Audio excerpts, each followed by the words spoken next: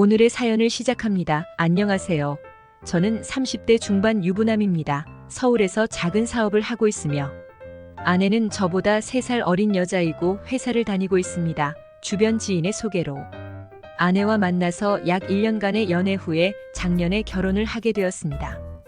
결혼을 준비 및 상견례 자리에서 저와 동갑내기 처형을 처음 만나게 되었습니다. 있다는 사실은 알았지만 저와 아내가 연애할 당시에 처갓집에 여러 번 갔었지만 그때는 처형이 해외에서 유학 중이어서 실제로 만나지는 못했습니다. 성격도 너무 좋으셨고 동갑이라서 그런지 편하고 좋았습니다. 게다가 같은 나이라서 그런지 대화나 아는 것들에 대해서 통하는 것도 많았고요.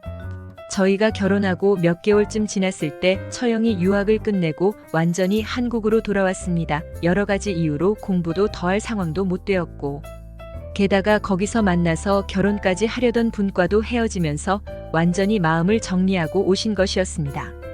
한동안은 처갓집에서 장인 장모님과 지내시다가 답답하시고 힘드셨는지 저희 동네 근처로 이사를 오셨습니다. 그런데 특별한 직업도 없고 대통령 및 번역 아르바이트를 하시면서 집에만 계십니다. 좋은 자리를 몇 번 소개해드렸지만 그동안 공부만 하면서 자기 인생을 허비했다면서 일단 놀면서 쉬고 싶다고 하였습니다. 그런데 그것도 하루 이틀이지 혼자서 집에만 있으니 엄청 답답하고 심심하셨던 것 같습니다. 어느 날 퇴근하고 일찍 집에 들어가는데 아내랑 벌써 얼큰하게 취해 있었습니다. 얼마나 마셨는지 똑바로 걷지도 못할 정도였고 집이 떠나가라 마이크로 노래를 부르고 있었습니다. 제 와이프도 어디 가서 흥으로 안 뒤처지는데 처형도 만만치 않았습니다. 흥자매들인데 요즘 시국에 노래방을 못 가니 집에서 이러고 노는 것 같았습니다. 어지러 놓은 것 치우고 다 먹은 거 정리하고 밥 먹으려고 식탁에 앉으니 다른 안주 시켜서 같이 술 마시고 놀자고 둘이 서 있는 애교 없는 애교 다 부리는데 별 수 없이 다음날 출근임에도 불구하고 같이 신나게 마시고 놀았습니다. 결국 그 둘은 만취를 하였고 침대에서 둘이서 껴안고 잠이 들었습니다. 저는 광란의 술 파티 흔적들을 정리를 하고 거실에서 잤습니다. 다음날 제가 출근할 때까지 못 일어나길래 해장하라고 콩나물국까지 만들어 놓고 출근을 하였습니다. 늦은 오후쯤 다 돼서 아내와 처형에게 미안하다고 잊어달라고 여러 문자들이 왔습니다. 그 일이 있는 후부터 처형이 즐거웠는지 저희 집에 자주 놀러 왔습니다. 물론 놀러 올 때마다 만취 술판을 벌인 것은 아닙니다. 커피와 케이크를 두고 몇 시간의 수다도 하고 슬픈 영화를 보면서 같이 부둥켜 안고 울고 그 밖에 게임도 하면서 나름 둘이서 재미있는 시간을 보냈습니다. 하지만 점점 찾아오는 날이 많아지기 시작했고 지난번에는 일주일 내내 놀러 왔습니다. 저도 퇴근하면 쉬어야 하는데 퇴근하고 온 남편 저녁상까지 아내가 차려주길 바라는 것은 아니지만 퇴근하고 온 남편에게 아내와 처형 술상을 차리게 하고 심부름시키고 같이 놀자며 쉬거나 잠도 못 자게 하는 것은 정말 아니라고 생각합니다. 몇 번 아내에게 이야기를 하였지만 처형의 유학생활로 오랫동안 떨어져 지내다가 이렇게 만나서 요즘에 고작 몇 번 만나서 논다고 뭐라고 하니 너무 서운하다고 하더군요. 제가 너무 제 입장만 생각하고 이야기한 건 아닌가 싶어서 미안하기도 하였습니다. 그런데 가장 큰 문제는 아내가 없을 때입니다. 처음에 놀러 올 때는 아마도 아내와 연락을 해서 아내가 집에 있는지 퇴근은 하였는지 확인하고 오는 것 같았습니다. 그런데 자주 놀러 오다 보니 저와도 더 친해지고 편해졌다고 느끼시는 것인지 아내가 없을 때도 놀자면서 불쑥 비밀번호를 누르고 들어옵니다. 집에 혼자 있으니 씻고 화장실에서 그냥 나왔는데 처형이 거실에서 술상을 만들고 있던 적도 있습니다. 외국 생활을 오래 해서 그런 건지 편해서 그런 건지 남자 몸이 다 거기서 거기라면서 편하게 방에 들어가서 옷 입고 나오라고 하더군요. 그리고 나중에 아내가 온 다음에 제 몸을 본 것을 무슨 코미디 프로그램 본 건 마냥 둘이서 웃고 장난치는데 좀 어이가 없었습니다. 그래도 그들이 즐겁다는데 어쩌겠습니까? 그러다 몇 개월 전 아내는 처형이랑 둘이서 여행을 다녀오고 싶다고 말을 하였습니다. 처음에는 반대를 하였지만 이런저런 과거 이야기를 꺼내면서 설득을 하는데 뭐 반대할 마땅한 이유도 없었고 결국 용돈까지 챙겨주면서 버스터미널까지 데려다 주었습니다. 다 큰 성인이고 일주일 다녀오는데 뭐 별일 있겠나 싶어서 더 이상 신경 쓰지 않고 보내준 것이었습니다. 여기저기 다니면서 사진도 보내주고 영상 통화도 걸어주고 중간중간 고맙다는 메시지들도 왔습니다. 하지만 4일쯤 지났을 때 다급한 목소리로 처형에게 전화가 왔습니다. 산 중턱에 있는 정자에서 사진 찍으며 장난치고 놀다가 아내가 계단 밑으로 여러 바퀴를 구르면서 떨어졌고 지금 병원에 가고 있다는 것이었습니다.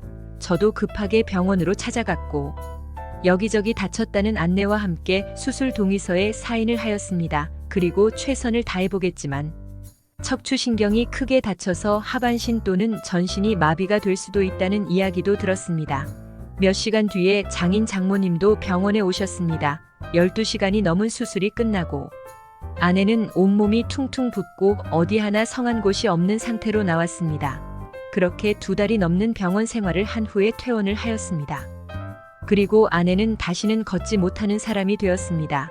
아내는 점점 더 삶의 의욕을 잃어갔고 처형은 저를 볼 때마다 죄송하다고 하였습니다.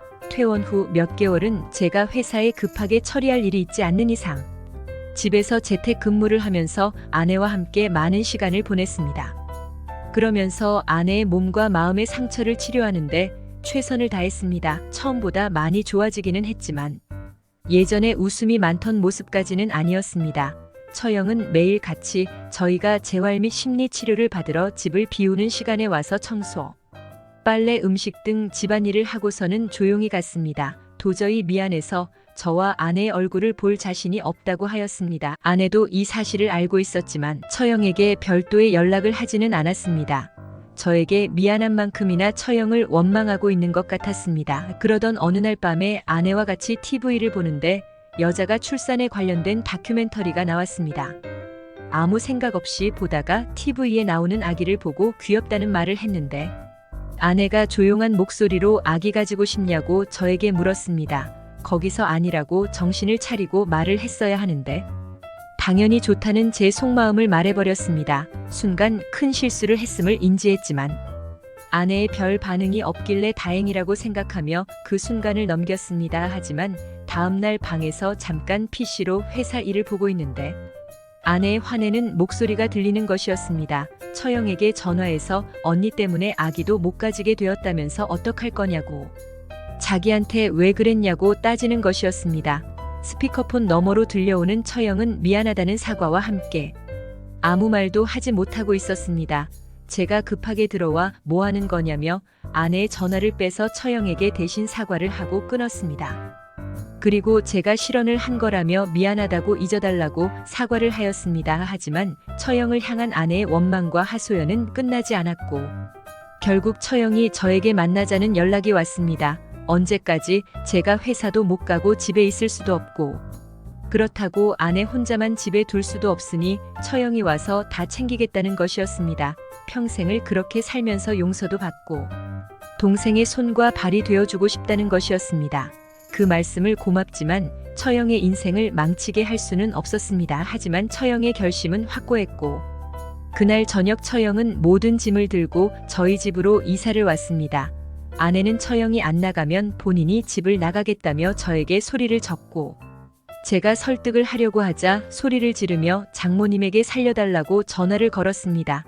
놀래서 달려오신 장모님도 자초지종을 듣고 난 후에는 결국 조용히 집으로 돌아가셨습니다.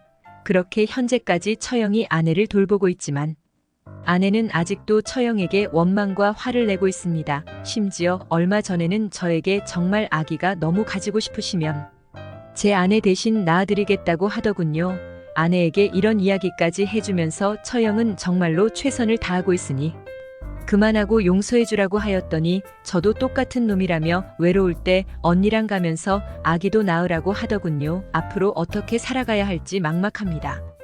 저희 가족에게도 좋은 날이 다시 올 수 있을까요? 오늘의 사연은 여기까지입니다. 구독과 좋아요, 알림 설정 부탁드립니다. 긴 글을 읽어주셔서 감사합니다. 꼭 눌러주세요.